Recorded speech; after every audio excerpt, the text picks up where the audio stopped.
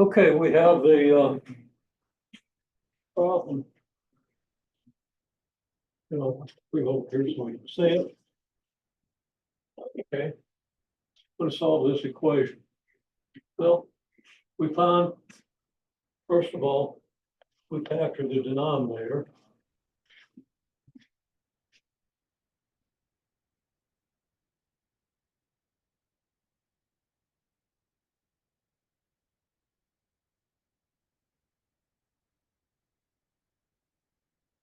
And there are two things we could do. We could put all this over a common denominator, add the numerators, and then multiply both sides by the common denominator, which would give us a 0 on this side. Or we can just multiply through by the common denominator. So I recommend we find the common denominator, multiply both sides by the common denominator.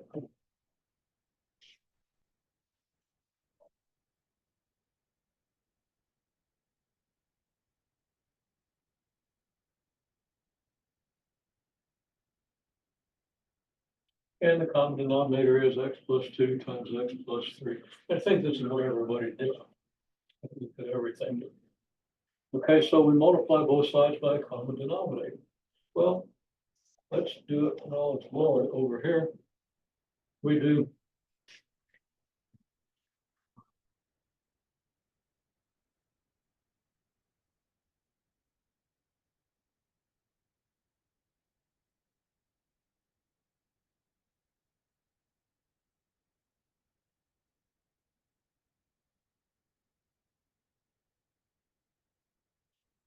just remind us of what we're actually doing. We multiply the common denominator by the left-hand side.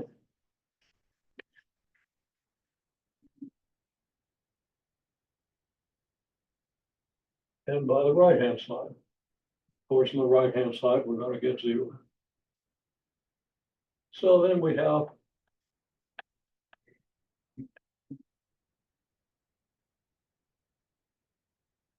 and I'll write this with a numerator and a denominator.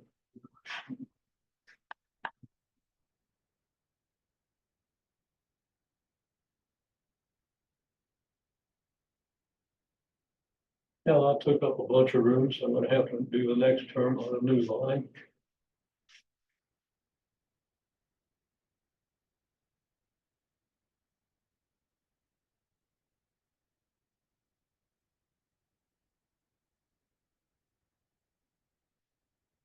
But I can work in my equal 0 there.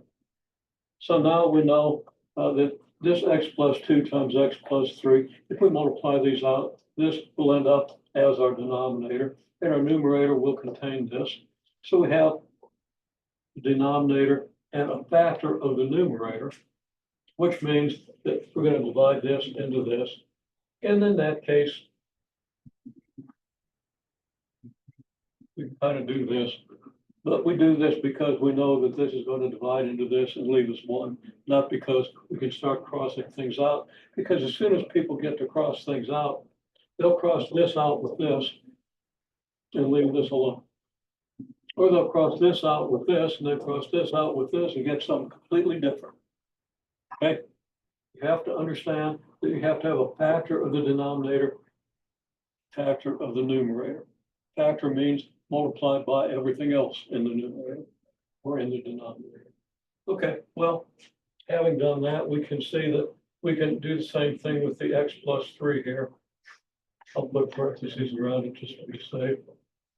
Okay, because this will be a factor of the denominator if we multiply this out, and this is a factor then of the numerator. So that's going to be x plus 4 plus x plus 2 times 2 equals 0. Well, and that's not equal. This is the next step. So we're going to get x plus 4 plus 2x plus 4 equals 0. So we get 3x plus 4 equals 0. And then and it's not plus 4, it's plus 8.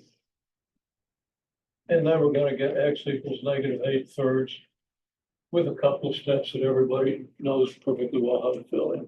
Okay. So I suspect if you got -2, because some people got -2, that you ended up with like 2x plus 4 equals 0, but the x plus 4 somehow got lost. Okay. That's one explanation of how one could end up with -2. But remember to always check. If we check it's -2 here, we get 2 here. And this is 2 over 1 because -1 plus 3 is 1. So that's just 2. So we've got 2 here and 2 here. But what do we have here? Well, if you plug in -2, you get 0. So clearly, if you got x equals -2, you could just maybe look at this and see that x equals -2 is not going to be allowed. Okay, a factored form of this denominator. So that's just a little word on checking. Okay, there's a quiz. They'd give you a whole lot of time. I didn't have time to check it. Remember, always check. This gives you immediate feedback on whether you're right or not. Then you can learn. So you're going to get that. That's a good learning situation. Okay, you learn faster and more effectively if you reconcile what you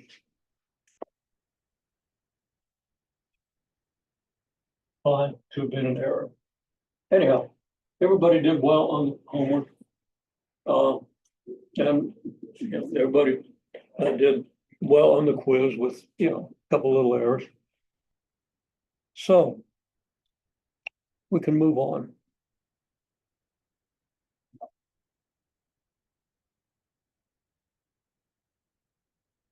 Okay, we want to look at applications of quadratic functions.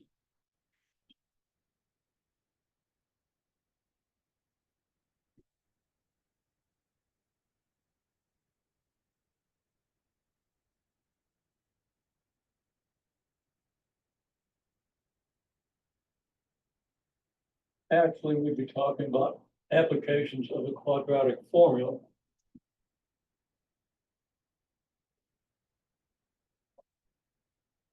Here's an example.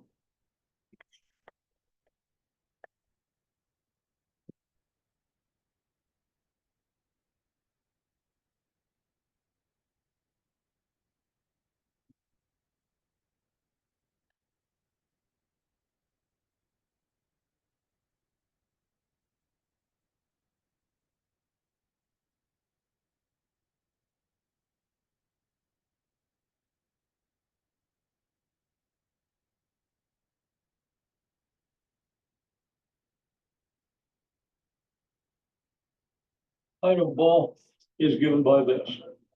That'd be the height in meters. And that's kind of a valid equation. It would describe the height of a ball thrown upward at 30 meters per second. Now, 30 meters per second is pretty fast. It's about 75 miles an hour. Well, lots of people, good Little League pitchers, in the upper age range, could throw a baseball at 75 miles an hour. Pretty good Little League pitcher. Okay. Could throw a baseball that way. Actually, with a trajectory like that. Okay. But not many people can throw something straight upward at that speed. Okay. So apparently somebody had some help or whatever. It wasn't thrown by a human being. And actually, it just occurs to me in the animal kingdom, is there anything that can throw things better than a human being? Great apes are stronger, but that's because of their tendon attachments. They also have better muscles, but their tendon attachments slow down their throwing motion, makes it hard for them to get a fast throwing motion. So I think human beings may be at the top of the chain as far as being able to throw things. Off the top of my head, most animals don't throw things. Just great apes and us. I mean, an elephant can throw things with its trunk, but okay. Anyhow, there we have it. Okay, the height of the ball is this. Question is,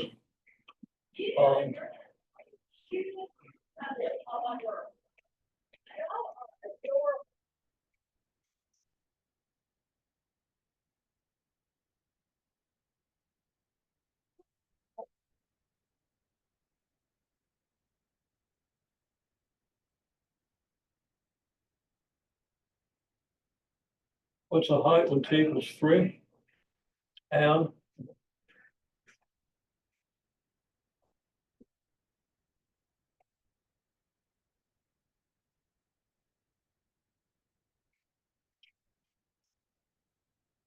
when is the height 40?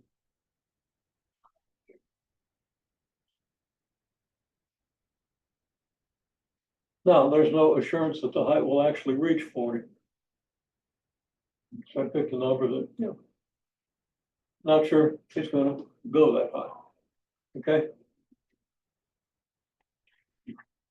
Well, the quadratic formula is going to help us solve this, and this is just straightforward, right? So see what you can do with it.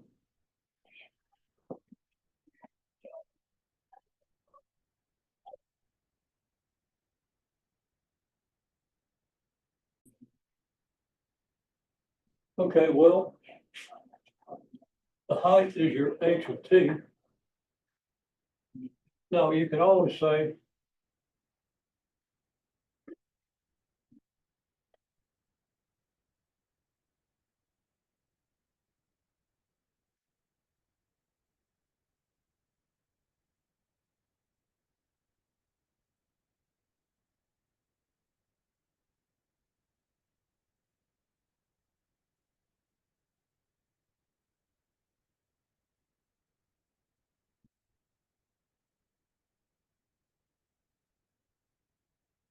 if t equals 3, then y equals h of 3, right? Well, that's all that really needs to be said if you know function notation and you know this means plug 3 in here. Okay? Now, not everybody, even at this stage of the course, is going to necessarily make that connection. But let's just do the structure of the problem, which is if we let y equal this, then if t equals 3, y equals h of 3, and y stands for the height. Okay? So we could even say the height is y equals. Okay? Now you could even just say the height is h of 3. You don't have to say y equals. But if you say y equals, that puts us in the context of the graph, which is what we're going to learn to do next. Okay. And of course, if you're taking pre-calculus, you should know how to make a graph of this quadratic equation or quadratic function. Okay. Now,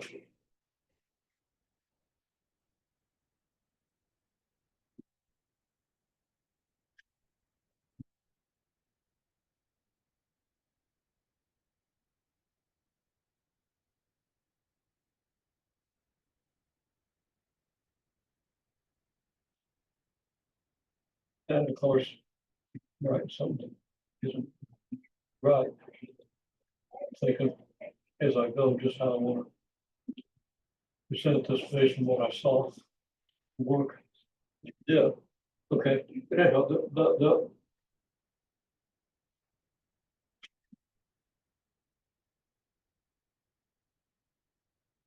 height is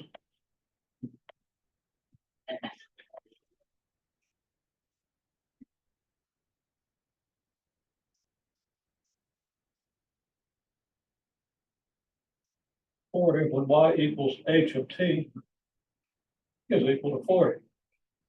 Well, h of t equal 40 means this thing is equal to 40.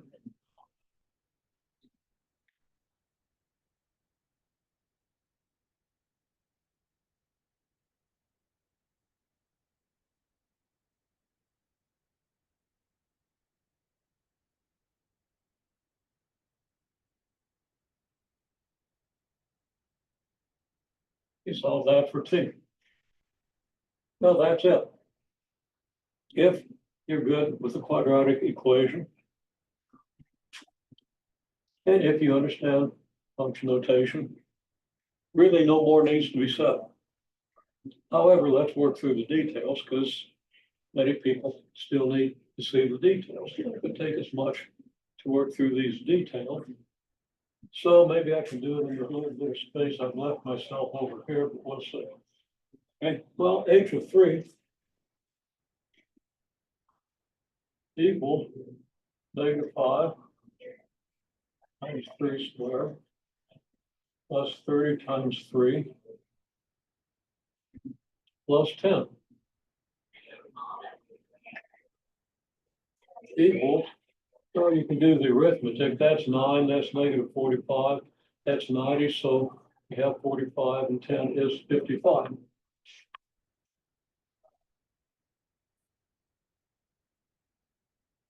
So that means the height is going to get up to 40, because when t equals 3, you're already up there at 55.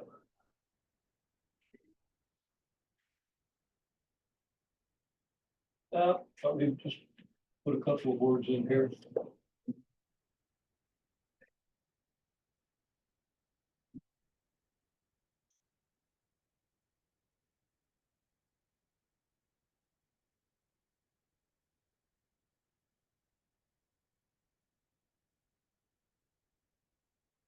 Now, if you're taking a physics class, incidentally, and if your plan hasn't changed since I read about it at the beginning of the semester, you probably have a physics in your future.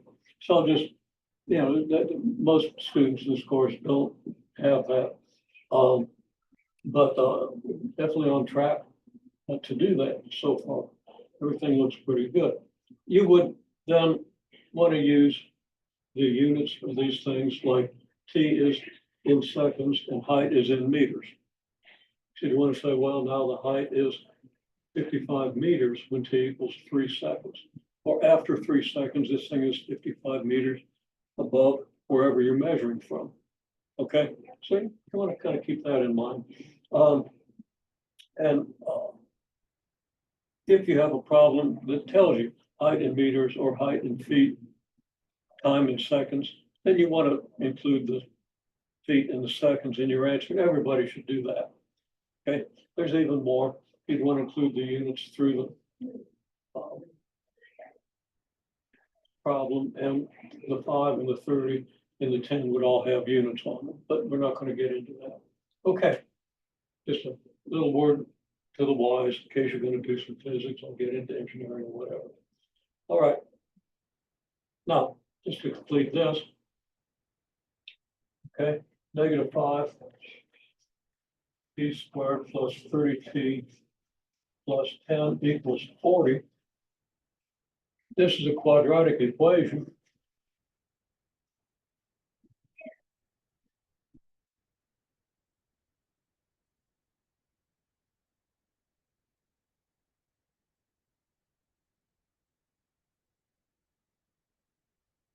And we put that into the at squared plus bt plus d equals 0 form, so we can use the quadratic formula. And even if you're going to try to do it by factoring, you want to have a 0 on this side, because the solution by factoring doesn't work if you don't have 0 over here. You exploit the 0 property of multiplication with the factors. Each factor can be set equal to 0.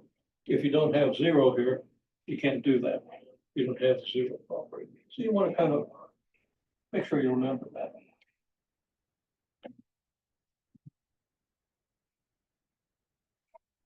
We get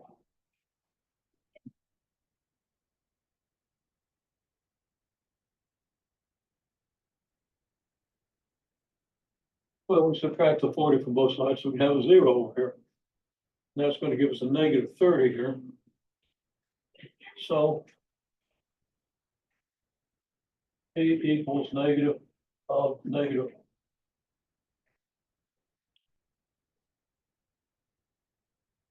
Got to follow my brain instead of my eyes. Okay, t equals negative 30 plus or minus the square root of 30 squared. Now that's 30 squared minus 4ac. Well, a is negative 5, c is 30. Okay, and 5 times 30 is 150. The negatives make it positive. So you have 150. And you multiply that by 4, you get 600.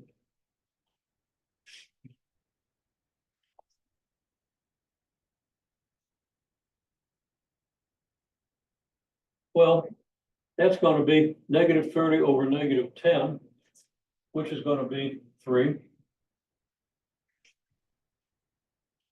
plus or minus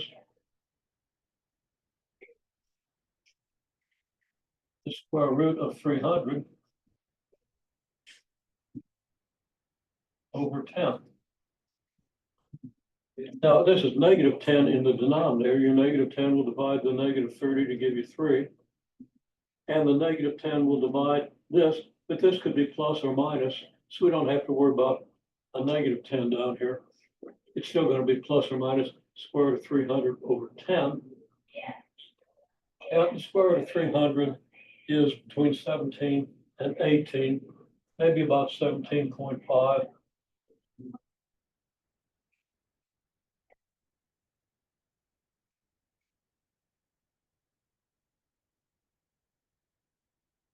That's going to come out approximately 3 plus or minus 1.75.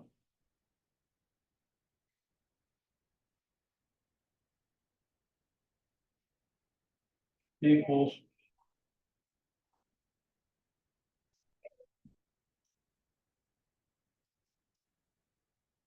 4.75 or 1.25.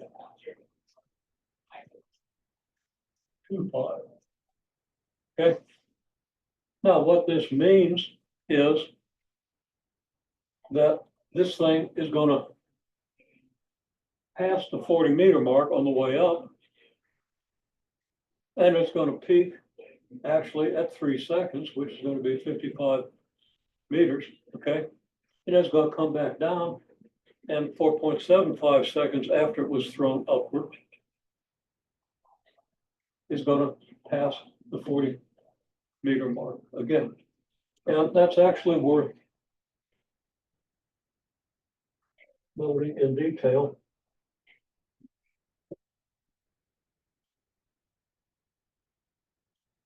Let's just continue this problem just a little further so we get a really good picture of what this function is telling us. Okay. So conclusions.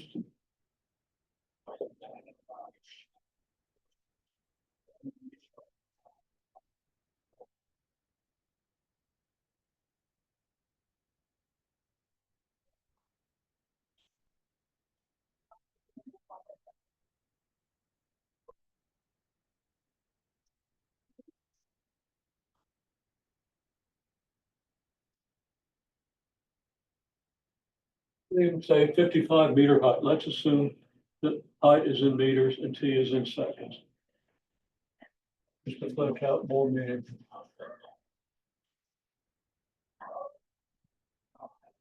55-meter height after 3 seconds.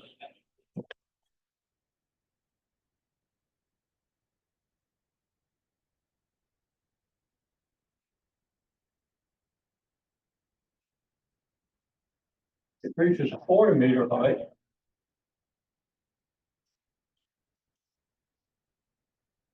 after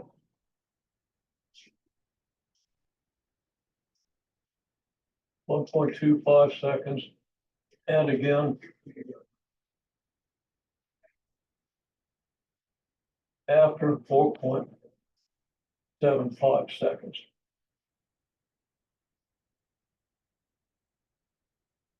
Interpretation.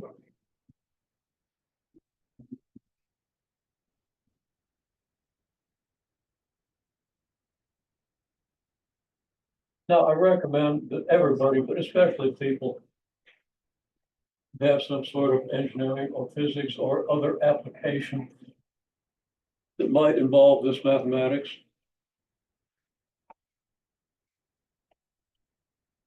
something I highly recommend is some sort of a picture. So here's a picture that might go with this.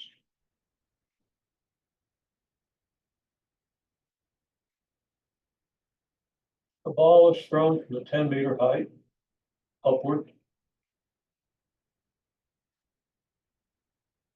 We'll say it's got just a little bit of forward motion on it. It doesn't really affect the model very much. Okay, so it's given a velocity upward, and it goes up and it comes back down. So it goes on up to some height, and it comes back down. Okay. Now, when I drew the picture, it wasn't very bright. Wasn't thinking great, because here's 10 meters, so where's 55 meters? Well, 1, 2, 3, 4, 5. 55 meters is about here.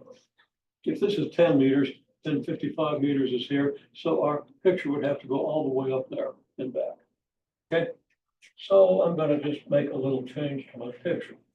Now, when you're drawing pictures, you frequently start the picture in a very reasonable manner and find that it just doesn't work. It doesn't fit on your page. Something's wrong with it. So you make a little adjustment. My 10 meters is going to be a lot smaller. Okay, so here's 10 meters. Now, how do you know that it's 10 meters? Well, if you assume that it was thrown upward at t equals 0, then if you plug t equals 0 in here, you get 10. So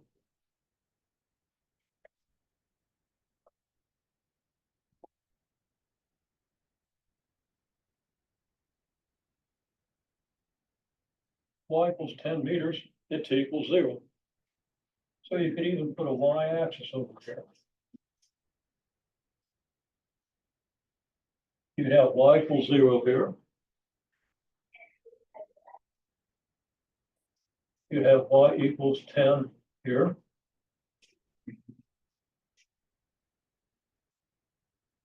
Which means that at the peak, you would have y equals 55. Now, how do you know this is the peak? Well, you don't until I explain it to you, okay? Yeah, y equals 55 at this point. And that will be the peak, so I'm going to kind of include that, and then I'll explain why. But you're going to have y equals 40, which is probably around here.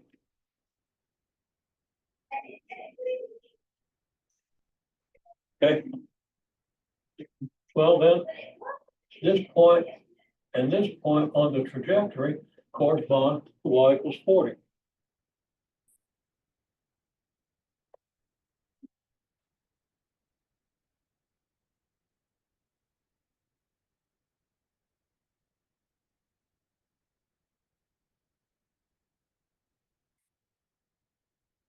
This point here tells you that y is 40 meters when t equals 1.75 seconds. And this point tells you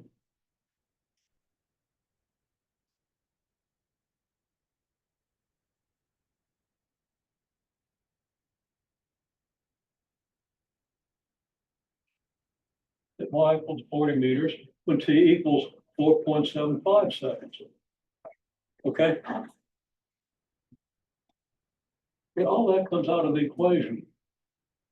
And the other thing that comes out of the equation is that, as you know, from 6-8 weeks ago, graph of a quadratic function is a parabola. Okay? And it peaks. Well, if your solutions to the quadratic function equals 0, or to whatever,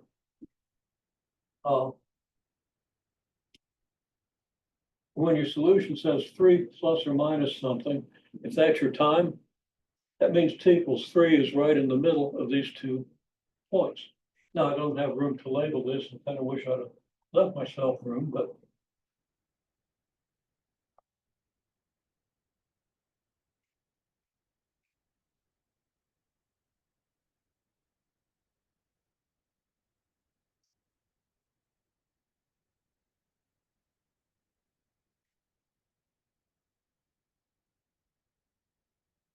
and that should be 1.25, not 1.75.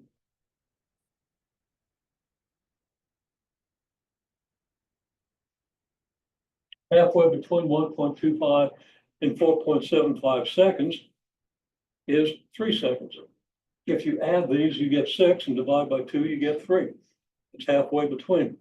Okay, has to be halfway between because we got these two numbers by adding 1.75 and by subtracting 1.75 from 3. That means 3 has to be right halfway between. Now that's something that most pre-calculus students have trouble digesting. Okay, but the fact that 3 plus or minus 1.75 gives you two numbers that average out to 3 should be obvious. So it's well worth thinking about. Okay, unfortunately, there's apparently nothing in the K through 12 background that gives people that much of an idea of what an average value is. Okay, whether that's a COVID adjustment,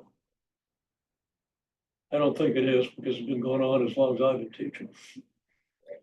Okay, and that's longer than most of humanity has been alive. Okay. Never really thought of that before. Don't want to think too much about it. It might get depressing for me. Okay. Anyhow, does that make sense? I hope it does. And I hope if it doesn't, that you make sense out of it. Come back to this part of the video, which is probably around the, okay, I don't know, 20, 25-minute mark. Okay. Interpretation. Because that's why we learn to use these functions. Now, you're not likely, unless you're an engineer in life, to have to analyze the motion simply going up and coming down. Of course, you play sports. Okay. Yeah, I remember it's very applicable. Okay, back 40 years ago when I was still much older than my students, but it was in my, still at an age where many athletes are still functioning at their prime. To the extent that I'm an athlete, I never really had a prime. So I was playing intramural football. Okay, and they have great, lately 8 or 12 intramural football teams because people didn't have social media, so they actually did stuff. Okay, and had a lot of really good athletes, good high school athletes come in here. So to the extent that there was one intramural team that kind of dominated, they scrimmaged Emory and Henry's varsity and beat them. Okay, there were a bunch of guys from Saltville. They were amazingly good. One of them is a cousin of my wife's. So, got to keep in touch with that group. Anyhow, and I was on a very average team. That wasn't particularly athletic, wasn't particularly fast, but I had really good hands. Okay, and I never dropped a ball that I got my hands on. Not bragging, because I still, it wasn't that athletic, it wasn't that fast, it wasn't that effective. But I was in the end zone, ball was coming at me. Perfect pass, it was right there. Okay, so naturally I was calculating its trajectory, because that's another reason I'd always got myself in a good position if I was physically able to, because I calculated everything. And I forgot a square root. And as soon as I forgot that square root, the ball just went boom, right to the ground. Okay. Now, obviously, that didn't happen.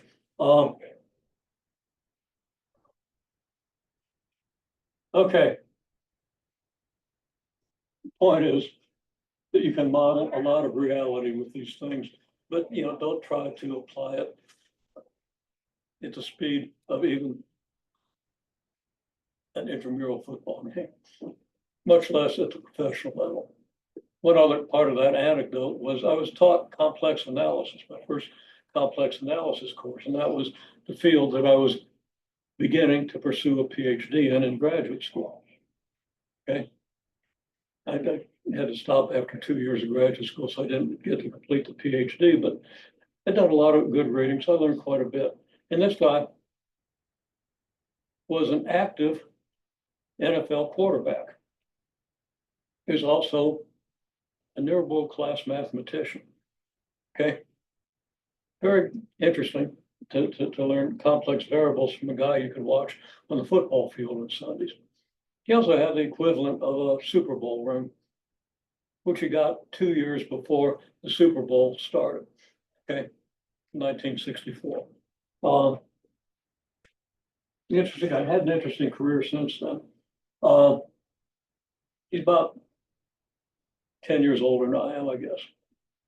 So he could still be alive. Haven't heard any different. And yeah, still a very intelligent, very good guy. He never talked football in his class.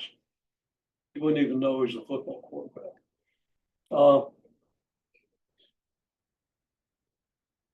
And he was accused at times. He was on the cover of Sports Illustrated like 4 or 5 times. Okay, he was accused at times of overthinking because he was so smart. Okay, well, he knew all this better than 99.999% of humanity because this is something you can learn in a routine high school physics course. Okay, but I'm sure he wasn't thinking these trajectories. But in practice, he might have. And it might have made him more effective. He was a very good passer. Also had great courage.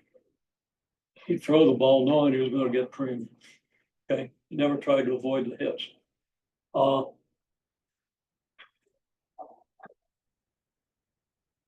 Well, that's a little more than I wanted to say about applications of quadratic functions. But again, my point is that there's a lot of reality in these things. There's another model that I'm going to go over. Okay. And this model kind of covers both linear and quadratic functions. And I'm talking about it now near the end of the course when we covered these things. Everybody covered these things in September, and it's now, approaching Thanksgiving. Okay.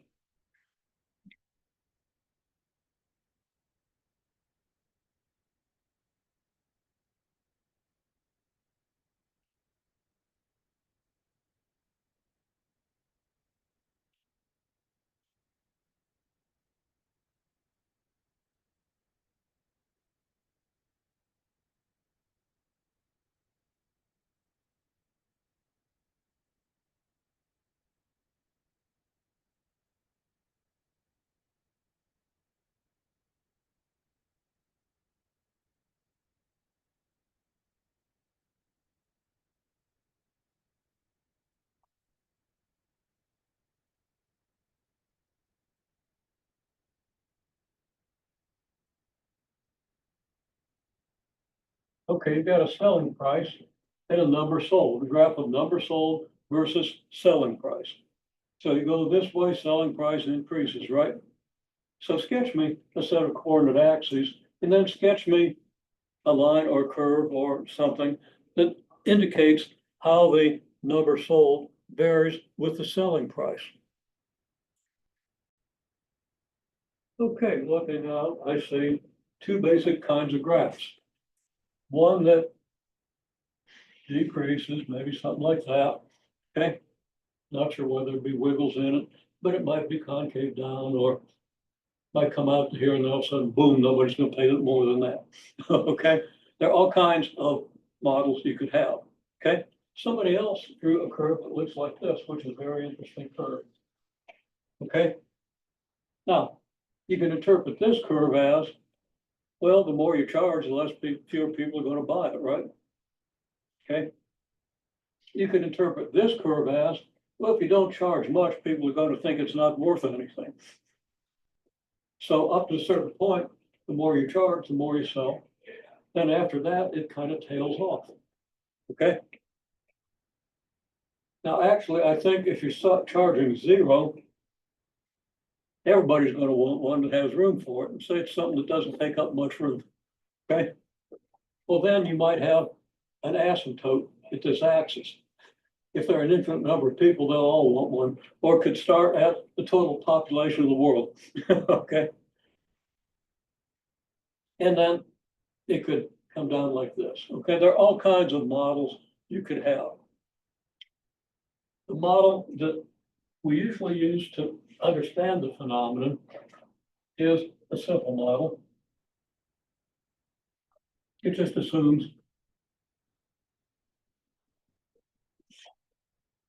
a linear model. Okay. So this model could be n equals mp plus b. What's b? Well, you know, like y equals mx plus b, b is the y-intercept. In other words, if p equals 0, so let's say number sold is n, selling price is p. If the selling price is 0, which corresponds to the y-axis, then you plug in 0 here, you get n equals b. So the y-intercept has to be 0b. That's how many people will take it if it's free. Maybe it's a little bulky and people don't all have room. Maybe not everybody in the world doesn't want one. Not everybody in the world does want one. Okay. And then you start charging money, fewer and fewer people want to buy it, and you get to a certain price and nobody's going to want it. Okay. Now, there are all kinds of reasons that the thing might not be quite linear. It might be a little wavy. It might be this. It's not implausible. Okay. Nobody wants it unless they think it's worth something. That would be this curve. But let's just assume this one because it's the simplest possible model. All right. Now,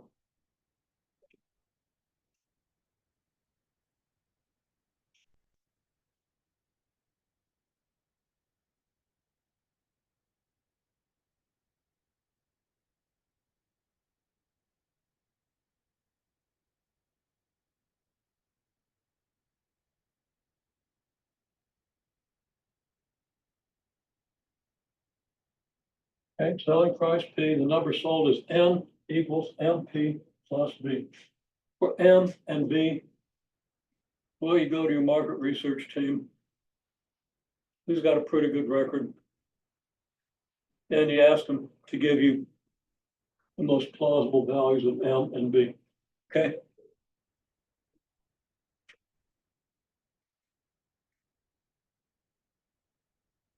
Now, doing the research to get the most plausible models of M and B takes a really smart mathematician.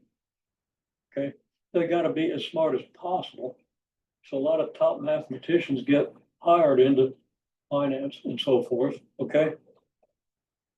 Into market research. Okay. Because it's highly competitive, and the salaries are really great. Okay. But, you know, 99.9% of humanity doesn't have the brain power to get that good. Okay.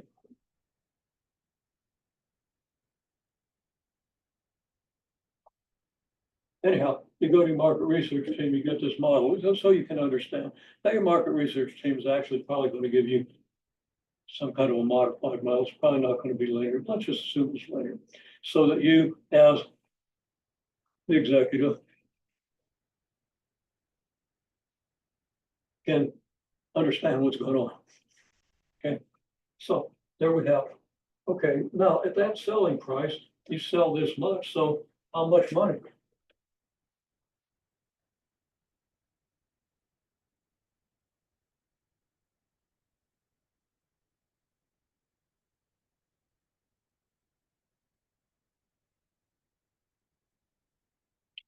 How do you put the selling price and the number sold together to get your revenue? That's how much money you're going to get by selling these things, okay? It's not your profit because it costs you to manufacture these and market them and so forth. But right now, we just want the revenue, how much money you get. Okay, now I've asked everybody, and if you're watching this video, do this. I've asked everybody to just make up a price that they would want to sell something for, okay? Doesn't matter what it is, just make up the selling price. And then make up some number of those things that you sell. Okay? So everybody came up with some number, okay? Some price and some number to sell. Then I ask, how much money do you get if you sell that many? That would be your revenue for selling this many at this price. So I ask everybody to just write down their selling price and the number they expect to sell. And then revenue. Okay, that would be a third number. So I need to see three numbers.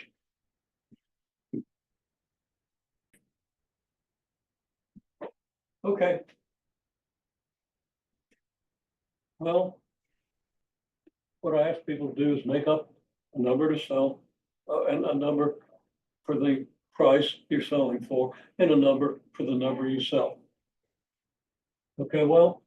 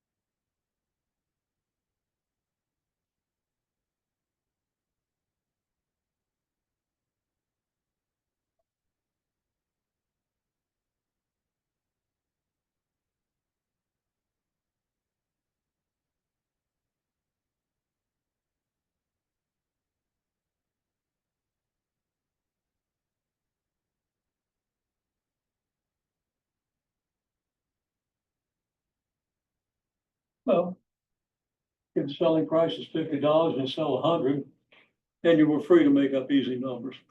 Okay. And some people did, some people didn't, but everybody multiplied them. Okay. You multiply the number you sell by the price, and there's your revenue.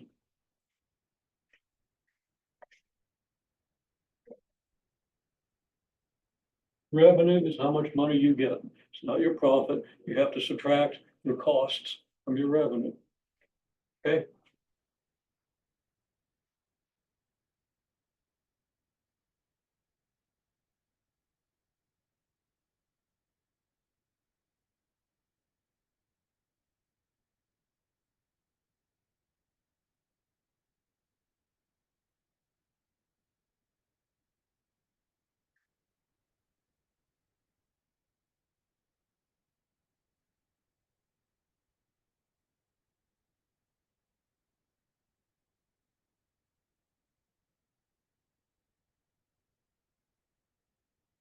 Well, number sold is MP plus B, and the price is P. And what's your revenue? In terms of the symbols now. Now, some people start out by wanting to use symbols and stuff like that to solve a simple problem of you sell for this many dollars and you sell this many. Okay, with actual numbers. You don't need symbols to do that one. And everyone's got that idea at this point. So again, people were trying to use this and this and the MP and the V and all that stuff when that's not what we were doing. We just make up two numbers and see what the revenue would be. But now we want to go back to those symbols. So everybody ought to be happy. And see if we can put the symbols together into an expression for the revenue. Okay, hopefully you have that, but not everybody does. At least not everybody in the classroom does. Revenue, how did you get revenue? You multiplied $50 by 100, right? Or whatever. Well, what's the $50 in the symbols here? What symbol would stand for the $50? Well, that's the price you're selling it for. And the selling price is P. Okay. And how many do you sell? In terms of what we have here, the number you sell, is N. So how much money do you get? Okay, now again, some people are wanting to put numbers here, but there are no numbers here. And you did make up a number for the price, but we don't want to necessarily use your number. Okay? What number are you going to use? You're going to use the one I made up? You're going to use the one somebody else made up? You're going to use P. Okay? So, question is, how do you get the revenue if you know M and P?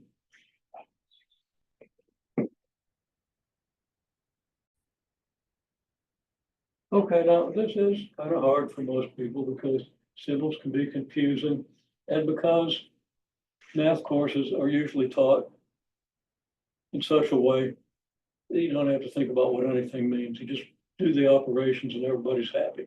Okay? And that's a flaw in the education system. But one people keep trying to overcome. Okay, but all kinds of obstacles to doing that. Okay, so anyhow, not to get into that. What's the revenue? How did you get the revenue here? What did you multiply by what? What's the name of what you multiplied? You multiplied 50 by 100, if those are your numbers. 50 is the price. 100 is what? It's the number you sold. So the revenue, if N is this and P is this, P is the price, N is the number you sell.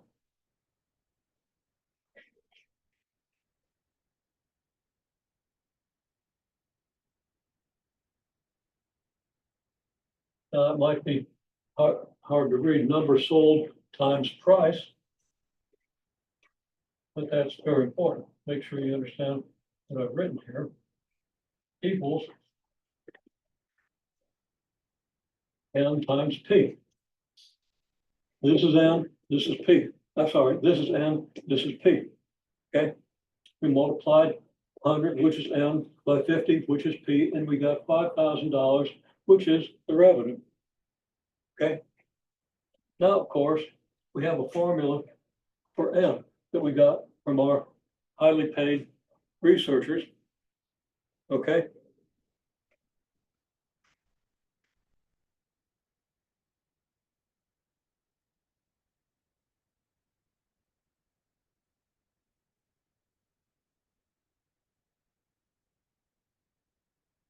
N equals MP plus B. Revenue equals N times MP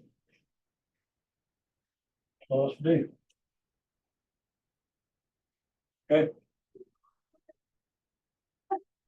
So now we're back to the symbols that people wanted to use, and we just needed two numbers. Okay. So if you're in that category, think about how we can think this through. We have this. You would be pretty unsure how to put these things together if somebody hadn't shown you. Okay. But the one thing you can do is you can make up a price and a number and figure out what your revenue is. Then you can identify, what did I do?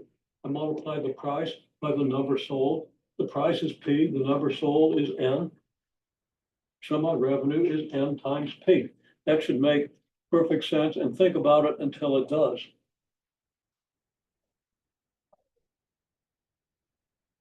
So now we get revenue equals N times P, but we have a formula for N in terms of P. So we got revenue equals N times MP plus B. It's not N, it's P times MP plus B. And I didn't write it down correctly here. N is MP plus B. And we multiply that by P. So I'm going to write it out that way here.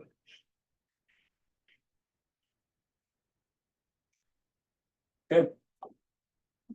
So I kind of wrote down that wrong here because I wrote it down without thinking, and my eye caught the N, and that's what I wrote down.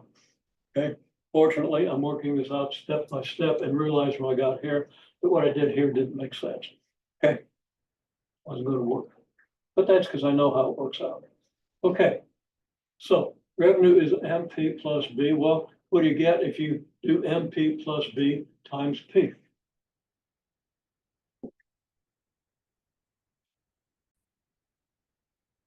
Okay, we're running a little short of time, so I don't have time to see what everybody's doing with this, but most people are still kind of looking at it.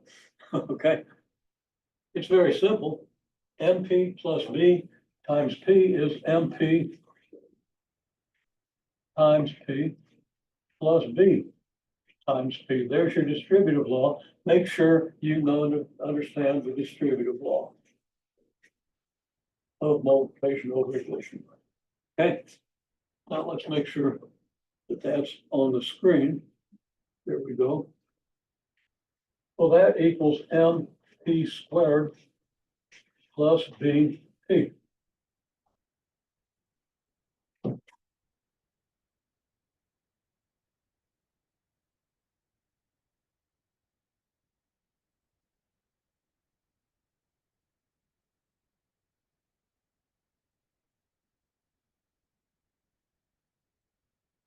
So your revenue, according to this model, where you have a linear selling price,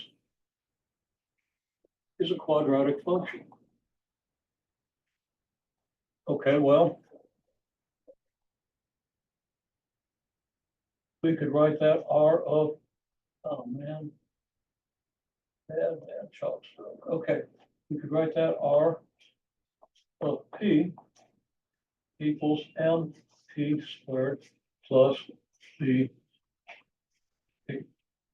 Now,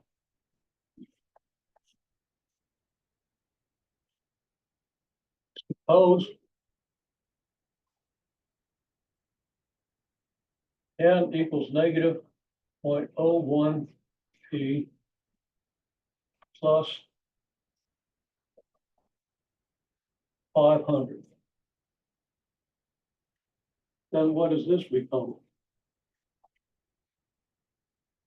Well, I'm going to have to tell you because I don't have time to, I mean, we're out of time. Then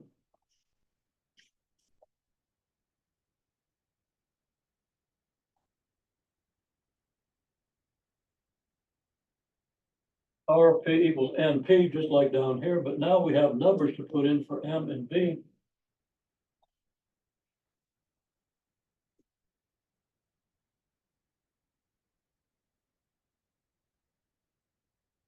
So we get negative 0.01 P plus 500 times B.